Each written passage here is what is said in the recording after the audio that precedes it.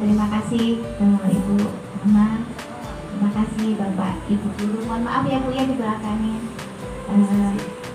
Dalam memberikan kesempatan dan waktunya untuk saya dalam menyampaikan aksi nyata saya sebagai calon pendidikan guru penggerak. Alhamdulillah, bersyukur kehadirat Allah Subhanahu wa Ta'ala yang selalu melimpahkan berbagai nikmat kepada kita. Salawat dan salam kepada Nabi Muhammad selalu kita perbanyak dengan mengucapkan Allahumma sholli ala sayyidina Muhammad wa ala ali sayyidina Muhammad. Semoga kita mendapatkan syafaat dari beliau. Amin. Bapak Ibu Guru, hari ini kita akan membahas. Jadi saya seharusnya saya bukan sebagai narasumber atau sebagai penyampai materi. Kita di sini diminta untuk berkolaborasi atau bermusyawarah tentang mengenali, mengidentifikasi aset sekolah. Ya, kebetulan ini adalah aksi nyata saya dalam pendidikan guru penggerak. Saya akan bersama Bapak Ibu Guru mengidentifikasi aset atau sumber daya yang ada di sekolah ini. Bagaimana kita memanfaatkan sumber daya tersebut untuk meningkatkan kualitas pembelajaran sehingga profil pelajar Pancasila itu dapat terwujud pada anak-anak kita. Dan aset-aset yang akan kita kenali itu terutama yang terdekat, yang ada pada kita. Ini foto-foto bersejarah ya, orang-orang yang mendampingi saya selama pendidikan guru penggerak. Bapak Ibu Guru tidak usah takut dengan pendidikan guru penggerak tersebut. Itu adalah sebuah ilmu yang baru buat kita. Ya. Karena di dalam guru penggerak itu kita nanti tidak mengerjakan tugas sendiri, kita bekerja sama. Tidak ada yang perlu ditakutkan, ya. Itu kesempatan, dan guru-guru yang mau belajar itu juga termasuk aset. Ya, aset. Untuk apa kita punya aset yang banyak di sekolah ini tetapi kita tidak mau menggunakannya? Jadi sebenarnya aset terbesar dari sekolah itu adalah guru. Guru yang memanfaatkan segala sumber daya yang ada di sekolah untuk melaksanakan proses pembelajaran. Walaupun nanti pemerintah menyalurkan kit, membuat bangunan, menyediakan labor, kalau gurunya tidak mau menggunakan, itu juga tidak sampai kepada tujuan yang ingin dicapai. Nah, ini tujuan dari aksi nyata saya adalah berkolaboratif, jadi bersama bermusyawarah warga sekolah untuk mengetahui sumber daya apa saja yang ada di sekolah ini yang bisa kita gunakan agar guru-guru warga sekolah dapat memanfaatkannya untuk meningkatkan kualitas pendidikan murid kita. Yang tujuan akhirnya adalah siswa yang memiliki karakter Pancasila, profil pelajar Pancasila. Nah gitu. Nah selama ini kita menganggap apa yang ada di sekolah ini, apa yang tidak ada itu sebagai kekurangan atau masalah. Jadi kenapa ibu tidak melaksanakan praktik ini? Oh, tidak ada labor. Kenapa bapak tidak mengajarkan anaknya berenang? Nggak ada kolam renang gitu. Nah berarti kita memandang memiliki cara berpikir itu berdasarkan masalah. Ya, nah yang seharusnya kita itu harus berpikir berdasarkan aset. Aset itu apa saja yang bisa kita manfaatkan untuk proses pembelajaran kita. Nah itu namanya berpikir atau memiliki paradigma berdasarkan kekuatan atau aset yang kita miliki. Nah kenapa kita harus apa yang disebut sebagai pemikiran berbasis aset tersebut, atau dalam bahasa Inggrisnya asset based community development. Nah, di dalam pemikiran berbasis aset ini kita lebih melihat kepada kemampuan. Jadi kemampuan setiap guru itu, setiap warga sekolah itu pasti ada. Ya, jadi kita melihat itu berdasarkan kelebihan apa yang dimiliki. Misalnya kemampuan guru, pengetahuan yang dimiliki oleh guru, kemudian potensi yang dimiliki oleh semua warga sekolah itu bisa kita manfaatkan.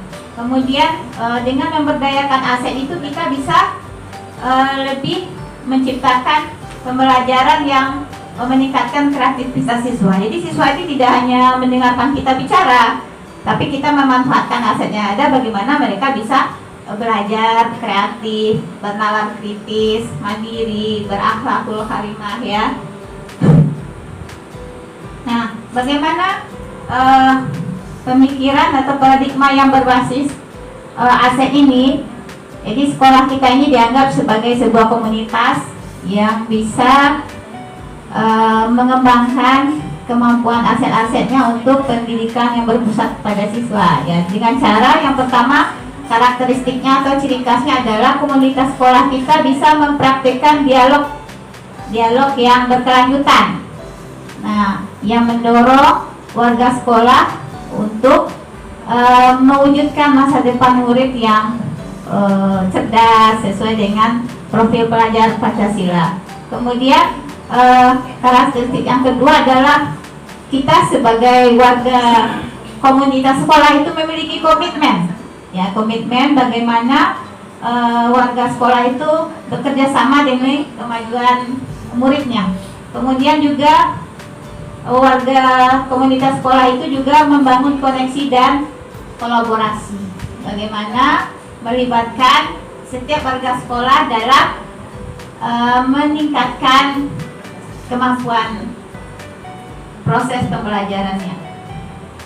Kemudian sekolah juga sebagai komunitas bisa mengenali apa-apa saja yang ada aset di sekolah kita ini. Kemudian membentuk masa depan, jadi dengan adanya visi yang telah kita rumuskan secara bersama untuk mewujudkan cita-cita kita kepada murid. Kemudian bertindak dengan obsesi ide dan peluang. Nah, begitu. Bagaimana komunitas sekolah itu menemukan ide-ide untuk mengembangkan sumber daya muridnya dan melakukan perbaikan.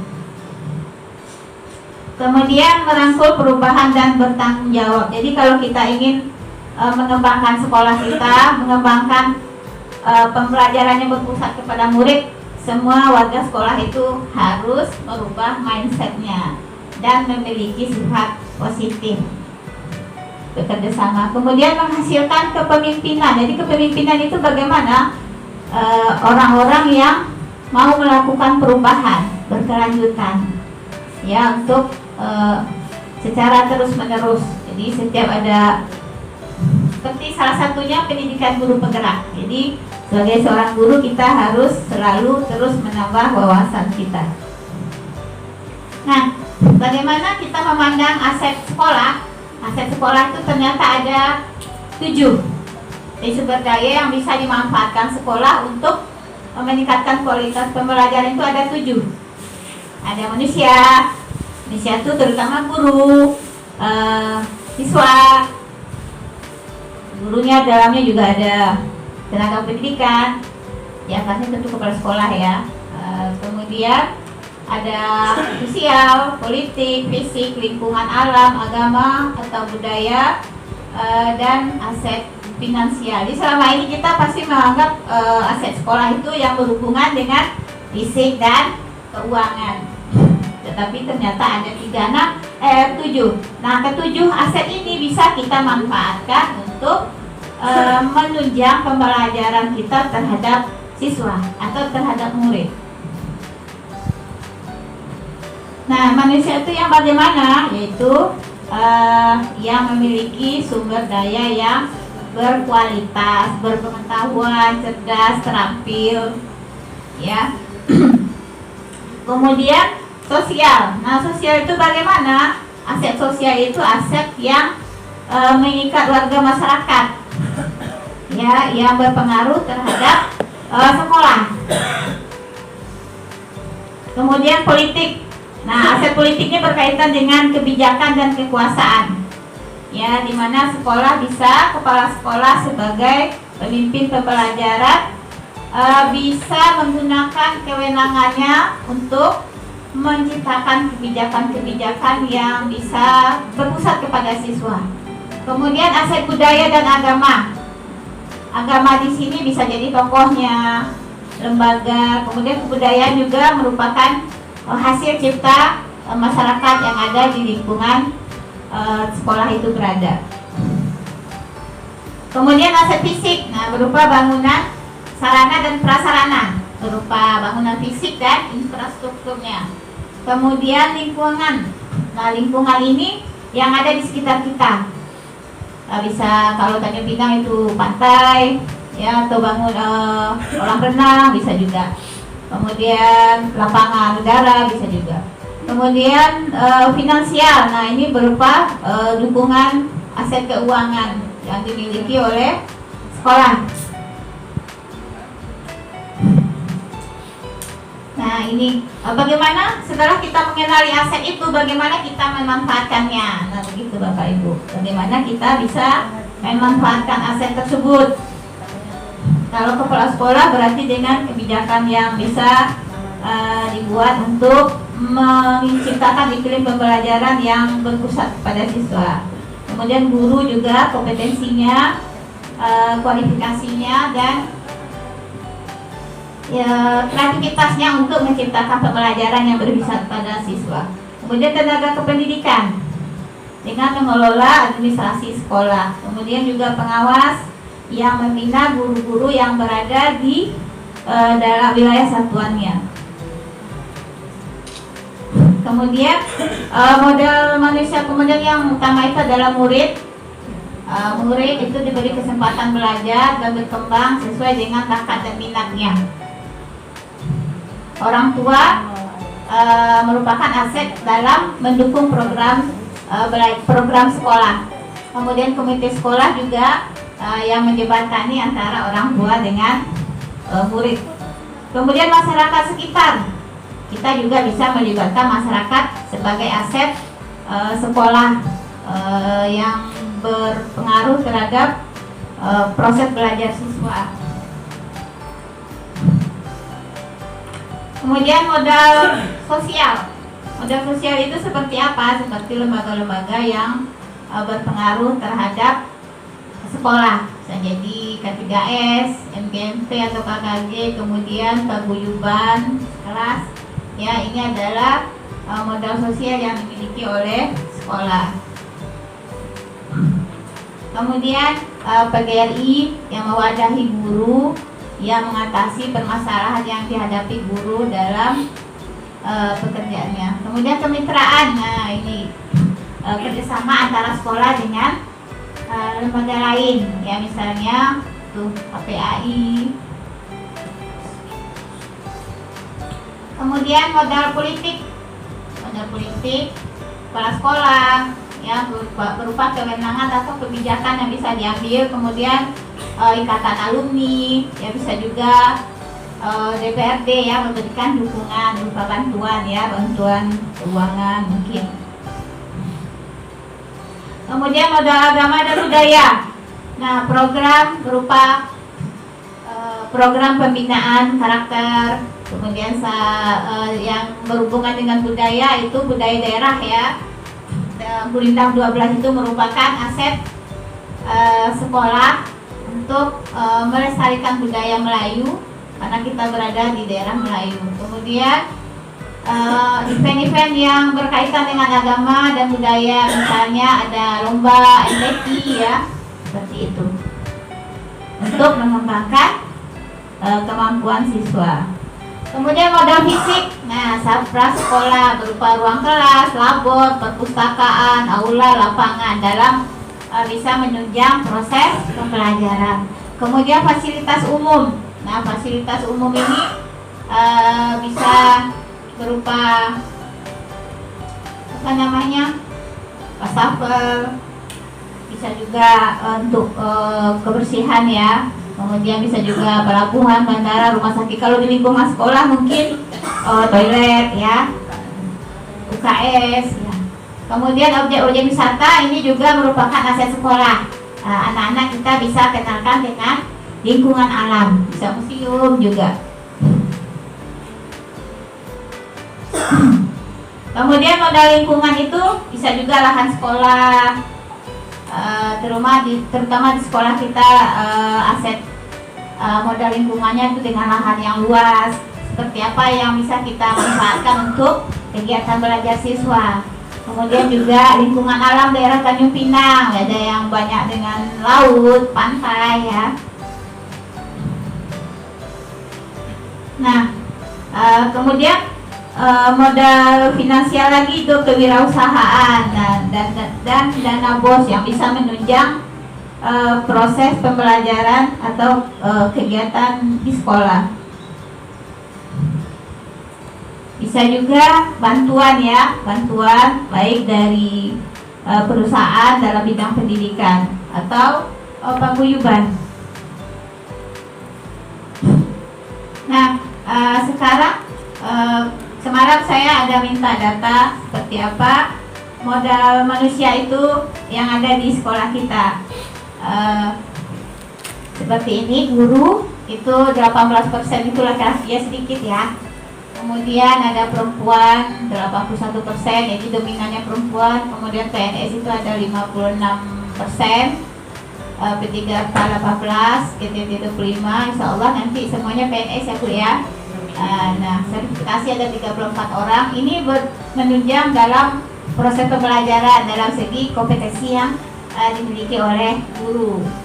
Kemudian tenaga kependidikan 1 orang untuk yang menghandle 795 ya siswa. Mungkin termasuk kurang ya Bu ya, Bu Rahma, tenaga kependidikan seperti itu harusnya berapa itu Bu?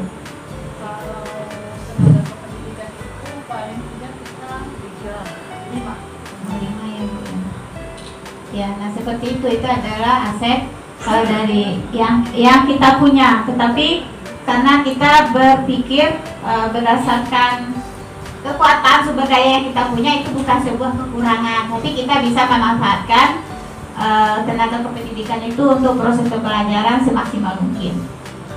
Nah ini contohnya guru. Kemudian yang modal manusia, modal sosialnya, modal sosialnya apa seperti ini Bu? Perlu ditambahkan, boleh, silakan. Aset-aset yang termasuk modal sosial yang kita miliki, apakah ada selain ini begitu di lingkungan sekolah kita?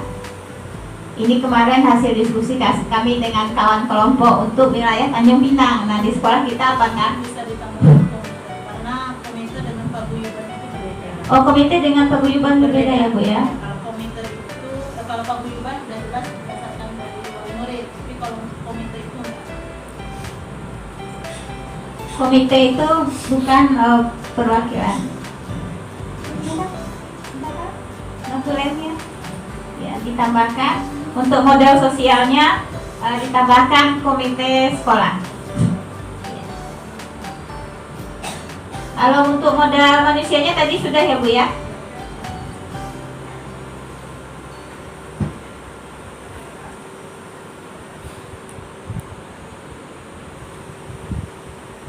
Kemudian modal politik yang kita miliki, ikatan alumninya ada nggak Bu? Kita belum punya kayaknya ya. Belum punya ya? Ikatan alumninya belum. Kalau DPRD pernah, kan kita dekat dengan di sini ya Bu ya? Apakah pernah? Ini Bu Yanti. Bantuan dengan dewan.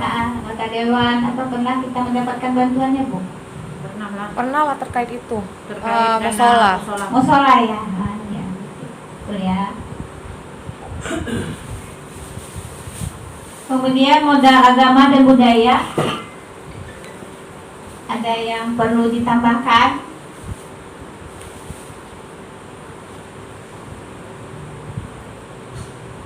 Untuk sekolah kita,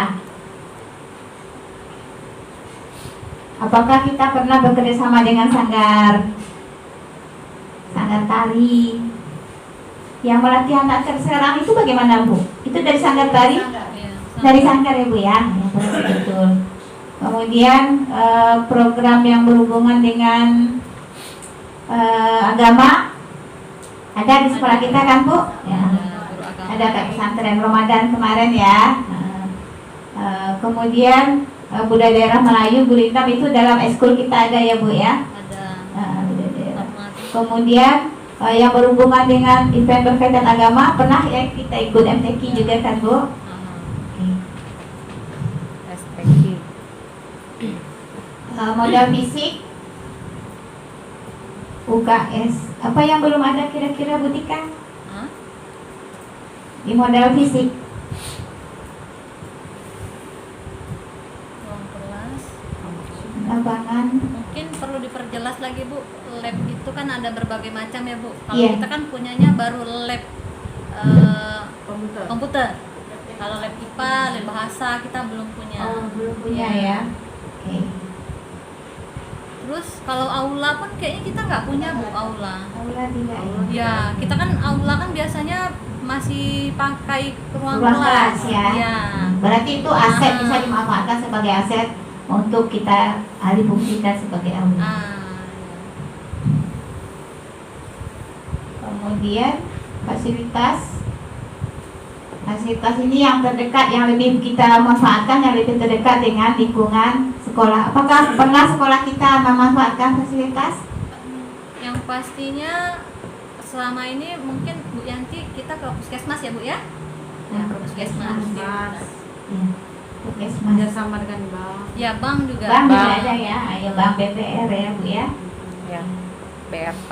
BRK, Bank Riau. Bank. Khusus untuk anak-anak, tabungan Ya, anak-anak. tabungan siswa. Kemudian apakah kita juga pernah memanfaatkan objek-objek wisata?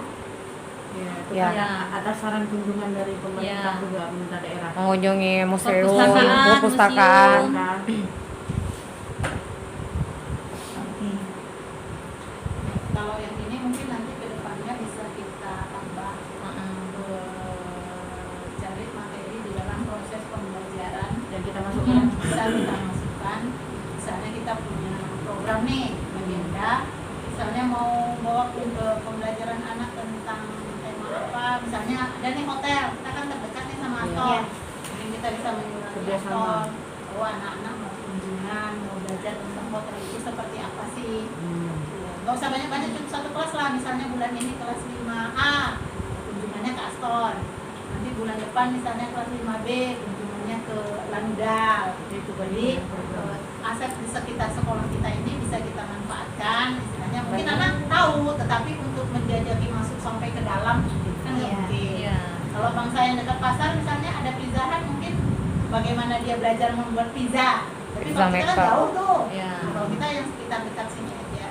Kalau memang ada misalnya macam kuliner-kuliner yang terdekat nih, misalnya bagaimana membuat roti atau membuat donat, mungkin anak kita ada satu hari yang istilahnya satu kelas, bagaimana dia belajar dikasih adonan, bikin donat, mungkin sederhana, tapi untuk dia pengalamannya kayaknya itu menarik gitu. Mungkin itu bisa diprogramkan di dalam kelas yang istilahnya tinggal diberikan kepada sekolah, nanti sekolah tinggal membuat program bagaimana program kunjungan ini bisa jalan. Jadi aset masyarakat di sekitar kita juga bisa berkaitan dengan kita. Tapi kan itu kan bisa juga kita buat optimalnya mengundang ke sekolah. Bisa Nah, juga. kalau mengundang benar, cuman kalau misalnya satu kelas saja kita bawa, nggak usah banyak, misalnya 30 anak langsung praktek bagaimana Cara dia membuat roti gitu. dikasih adonan, dia buat jadi adonan roti, sudah jadi bentuknya terserah lah. Habis itu masukkan ke oven, kan kalau bisa kan langsung Oh ada iya, yang ovennya langsung tuh. barangnya ada. Langsung ada ovennya, nanti dia misalnya ternyata butuh dana nih, itu kan bisa kita anggarkan. Kita programkan, oh misalnya untuk kegiatan ini, untuk masuk bagaimana anak belajar bikin roti itu, misalnya dari pihak toko roti, kasihlah misalnya satu anak harusnya 30, bagaimana kalau untuk pihak sekolah diskon.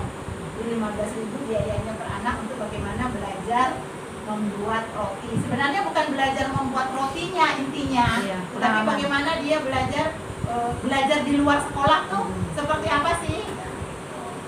Kalau untuk di kelas bisa memanggil wali murid yang Iya, memang punya. misalnya menguasai bidang Iya, apa, iya. belajar di kelasnya, misalnya Nomor dia kerja di kantor pertanian. Bagaimana sih mau menanam cabai nih supaya subur? Diajaklah wali murid itu di bisa nggak Pak tolong ajarkan anak-anak mulai dari mengolah tanahnya, harus dicampur apa, bagaimana merawatnya, nggak salah itu. Jadi wali murid yang langsung kita masuk di dalam kelas itu bisa. Itu anak juga nggak bosan nengok kita terus. Ada pengalaman baru. Learning by doing Ya, ya. ada pengalaman baru yang kayaknya dia akan ingat terus. Gitu. Kalau mungkin lebih banyak itu yang mengadakan sepertinya TK ya. Gitu. Tapi rasanya Sekolah swasta nggak juga, salah. Bu. Nggak salah lah kalau rasanya kita ikut mengambil program TK itu supaya hal-hal seperti itu juga tetap ada di SD. Mungkin untuk semester depan mulailah merancang-rancang setiap kelas mau ada program apa yang bisa disampaikan sehingga bisa kita masukkan dalam program sekolah. Semester 1 ya, Bu. Iya, semester 1 nanti. Kalau semester 2 kan waktunya udah mepet nih, udah mau ujian. Untuk Astor mungkin bisa juga Pak Usman nanti memanfaatkan untuk Ah. ekskul renang ya, ekskul renang Pak Usman. Iya. Ya kan Bu Ya, ya? ya walaupun kita tidak punya aset kolam renang, tapi di sekitar kita Iya.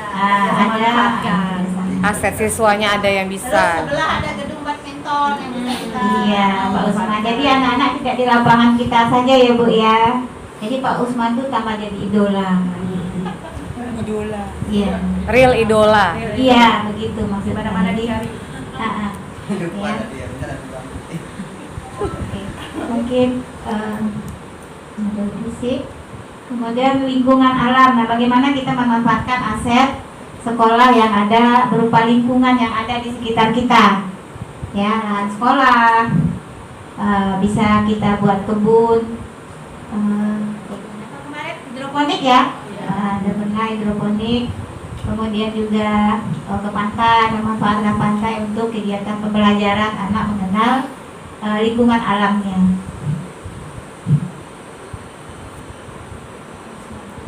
Nah, kewirausahaan sekolah kayaknya udah juga, tapi bukan dalam bentuk UKM ya Bu ya, tapi kantin ya Bu ya. Operasi. Ya, kantin. Itu bisa merupakan aset sekolah yang bermanfaat bagi siswa juga bagi gurunya. Di sini luar biasa, kalau kami dulu bagi sekolah aja, bagi gurunya belum. Kemudian dana bos juga. Nah, ini adalah urat nadinya sekolah kita.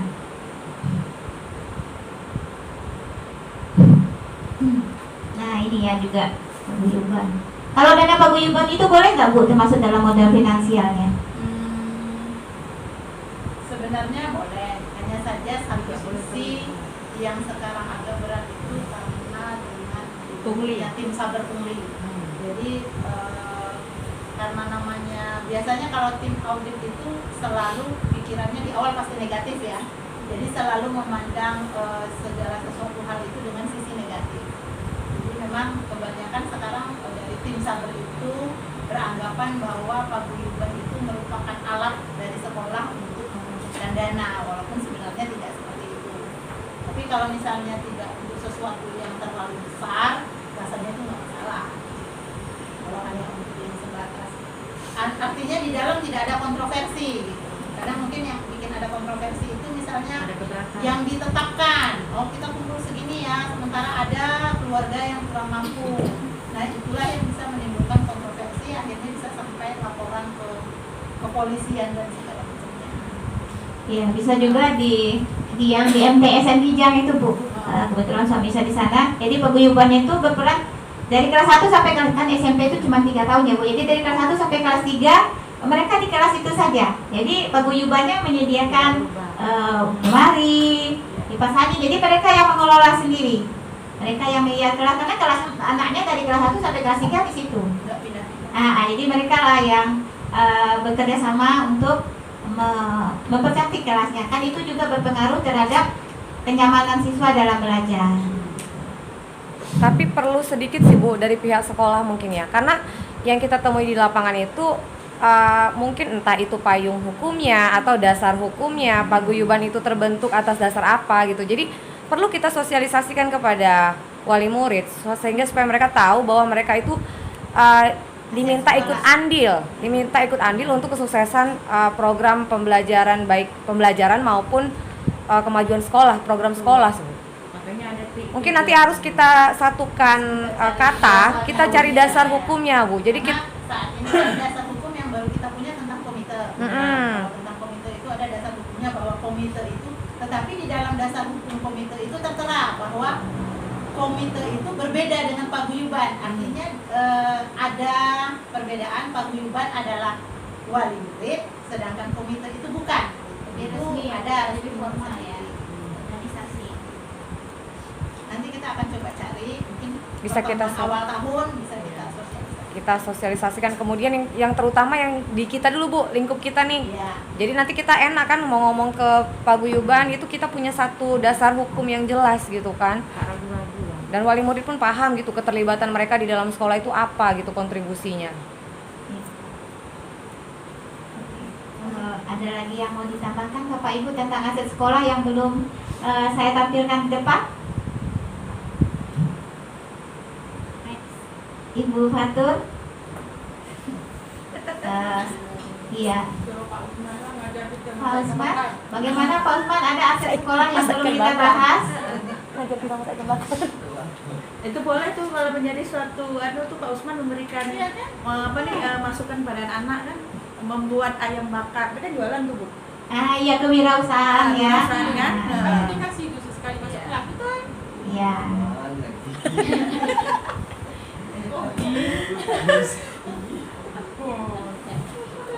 Iya. Baik, mungkin kita cukup mengidentifikasi aset sekolah yang bisa kita manfaatkan untuk pembelajaran siswa.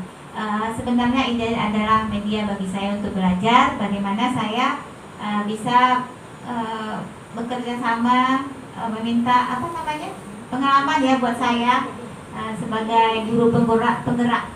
Jadi guru penggerak itu bukan orang yang paling pintar ya Ibu ya. Sebenarnya guru penggerak itu adalah orang yang mau belajar. Nah, ciri-ciri dari kepemimpinan pembelajaran itu adalah orang yang mau belajar. Kan kita tidak harus sempurna untuk belajar. Kita belajar dari kekurangan yang kita miliki secara bersama-sama. Jadi kita di komunitas sekolah itu bukan berkompetisi, tapi bekerja sama. Saling memberikan saran, saling membantu. Semoga tujuan pembelajaran kita untuk menciptakan murid yang berkembang, sejahtera secara lahir dan batin, dan sesuai dengan bakat dan minatnya begitu. Karena tanpa siswa kita bukan apa-apa.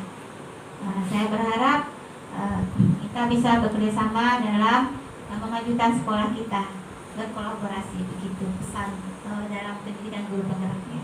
Saya berharap juga Bapak Ibu nanti juga bisa mengikutinya. Baik, terima kasih, demikian dari saya. Terima kasih banyak atas kesempatan yang diberikan kepada saya. Mohon maaf atas segala yang tidak pantas saya sampaikan. Assalamualaikum warahmatullahi wabarakatuh.